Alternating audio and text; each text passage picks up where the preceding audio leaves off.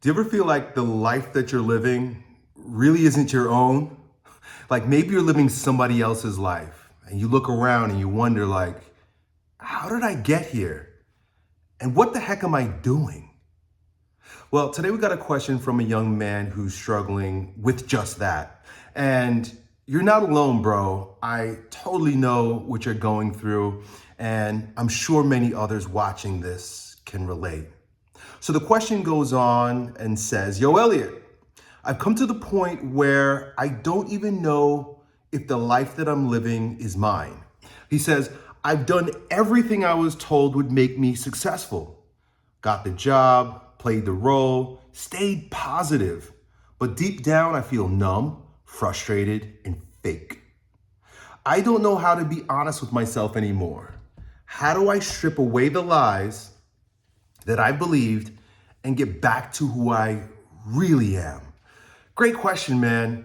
And so I'm going to begin by just sharing how a little over a year ago, I was struggling in very much the same way. I mean, if you've been following me on YouTube, you've seen me be successful. Like I've done all the things to get me to where I'm popular, I'm making money, and things seem to be going great. But there was something on the inside, something that told me that this wasn't right. Like you're not living in complete integrity, right? And as a result, I did some exploring and I read a bunch of books and I asked other mentors to give me some feedback. And one of my mentors shared with me this framework that I'm going to share with you here today. It's what he refers to as the code. And then in order for us to really be fully self-actualized men, to be the strongest version of ourselves, we've got to choose, or we get to choose to live by this code. And in fact, this code, the 4 elements of it, is exactly what we're going to be covering, exploring, and utilizing in my next live event that's happening in July in Amsterdam. And if you're interested in joining us, you could click the link down below. But today, I'm just going to kind of share the framework with you, and maybe it'll be something that you can use in order to break through the rut that you find yourself in, where you feel like you're living someone else's life. So it goes like this. We get to be real, tell the truth. Get raw, be honest about our emotions. Stay relevant, meaning choose the stories that guide our lives and reject the ones that are unresourceful, with a ruthless focus on results, meaning what do you really want? Not what did your mom want for you, or your coach want for you, or your teacher want for you, or what you see other people doing online. Like, what do you really want? And when we can get rid of the lies and we can tap into our emotions and we really consider the stories that we live by, well, then things actually get a lot clearer and we can choose what it is that we want rather than be confronting with shit and lives and circumstances and relationships and results that really don't align with our truth. Like you could have all the good things and still hate your life. And you could choose to live simply and have less and love your life. It has everything to do with aligning these things up and living in full integrity. So the very first aspect of this is realness. Be real. Be real. What are the facts about your life? Like, we can't get to where we want to go if we're not honest about where we're at. Be honest about why you're doing the things that you're doing. And oftentimes you discover that your why is totally out wide, left field. It really doesn't actually line up. Like, why are you doing the job that you're doing? Why are you dating the girl that you're dating? Why are you pursuing the career or the college degree that you're after? And really like dig deep, because on the surface, there's a why. Well, because I have to, or well, because I love her, or well, because so on and so on and so forth. But we want to know the why behind the why. Oftentimes when I get on guidance calls with my clients, we spend a lot of time just going in reverse. Okay, why did you do that? And then why did you do this? And then why did you choose this? And ultimately, we get to the truth, which is what we're after. And sometimes the truth has been so covered up by all these fake whys, all these surface whys, that when we see it, it's a fucking surprise. It's like, damn, I'm doing all of this because I'm trying to prove myself to my dad who left when I was a young man, or to my mom who thinks that I need to live up to some standard, or a girl that broke my heart 5 years ago. Old stories, things that no longer are present, things that aren't aligned with the true and real you, the better you. It's all stuff that has nothing to do with the present, dude. So why? Get real. Get real about the results that you have in your life. Like, be honest. Look at the bank account and what does it reflect? Look at your body. What does it reflect? Like, the truth, this is why I love considering life as an embodied experience. Like, I'm a body coach. That's my main thing, is associated with the physical body. You could lie about your income. You could lie about your intentions. You could lie about your so-called love, but you absolutely cannot lie about your body. Well, I mean, I live near Miami, so, you know, there are a lot of fake butts and boobs out there, but like, you can spot those a mile away, right? So maybe not totally true, but it's still a lie to yourself and to others when you fake your body parts. Anyway, come back to the facts. The fact is that your body will tell the world a lot about you. You can't run from it. It's written all over you. Not just, you know, the size and shape of your body parts, your belly and your butt and your boobs, if you're a woman, but also the way you carry yourself. Your character structure, your posture will betray your intentions. The look in your eyes, your level of charisma and confidence, all are evident in your presence, your posture, the way you look. So if you want to know the truth, man, sometimes we just got to look in the freaking mirror and that'll tell us the truth. Because here's the thing, without truth, there's no healing. Without truth, we're really standing on a foundation of lies. And why is that bad?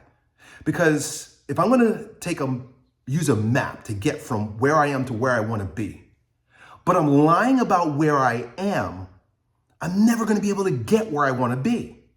You don't open up your map app and then say, well, I don't want to be here, so I'm going to pretend like I'm somewhere else, and then try to travel from there. You can't.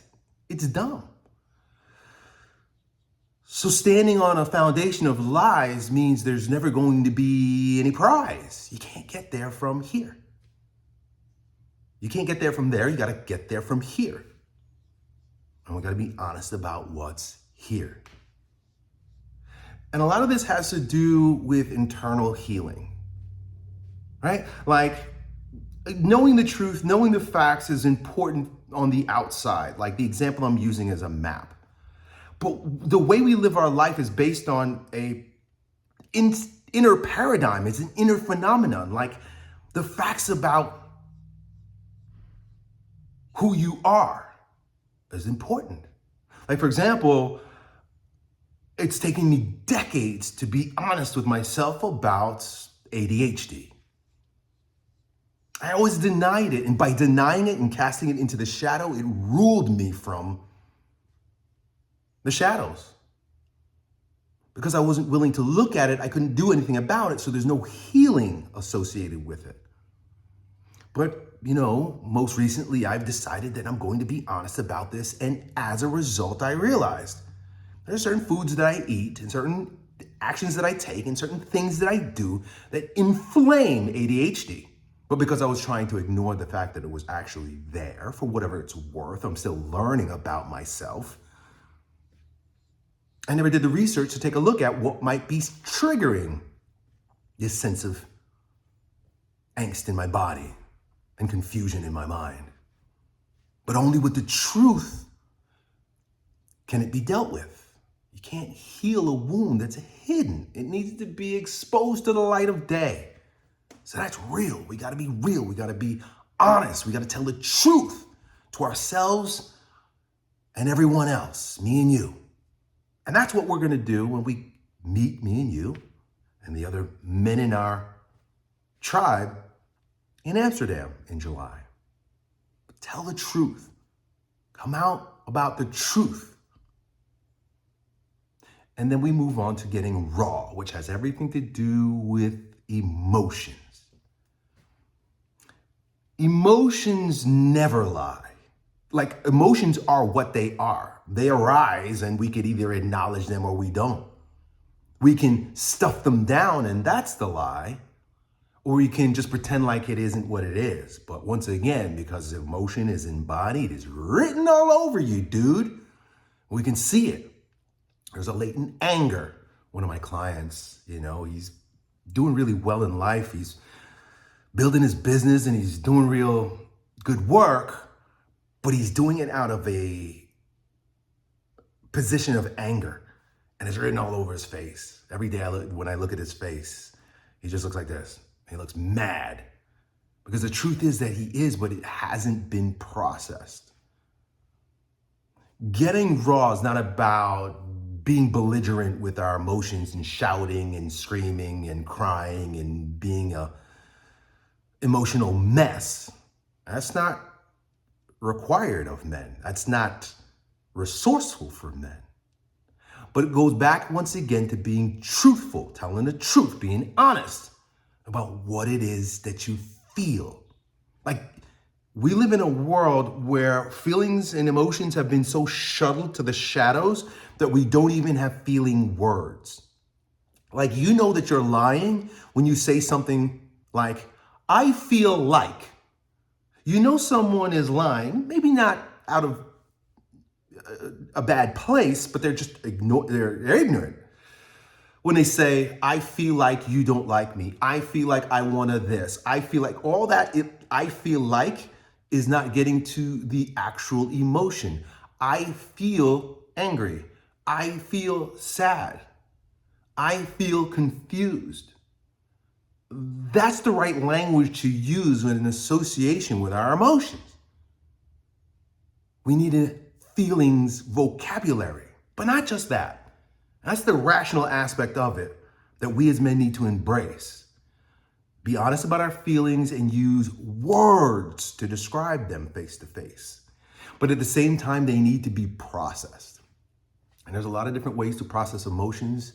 We use bioenergetics. And bioenergetics is not all about shouting and screaming and pounding your chest, although if that's what's needed, it's available. But it's allowing the breath to take the edge off and allowing the emotion to arise. A lot of times when I work with my guidance clients and we're doing bioenergetic work, we're simply breathing, but then something comes to the surface, something wants to arise that is way beyond what's in your mind. A lot of times it's stuff that was unresolved from decades and decades ago. Why do I feel afraid today, Elliott? And we're just breathing. Why do I feel angry and like everything is great? Those emotions which have been trapped physiologically, it's a science, need to be processed. And that's what we do with bioenergetics and breathing sessions, me and you.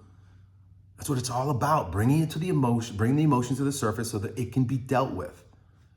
I happen to think, and this is purely from the book of Hulse, that a lot of the demonic activities, or, when we feel like we're being oppressed or tempted by Satan, has a lot more to do with what's trapped in you rather than a supernatural phenomenon. Although that can happen too. I truly believe that. But a lot of times it's just you. That demon in you is you not processing the truth, which is you're still upset about what happened in your youth. So that's number 2. Number 3 has everything to do with staying relevant. Stay relevant. Stay relevant with the stories that you believe. Stay relevant with the stories that you allow to guide your life. Like, this is probably the root for most of us. In fact, I would say it is. It's number 3. But if we bring it up to the front and place it before the truth, we'll realize that a lot of the lies that we're living through is because of the stories the world has told you.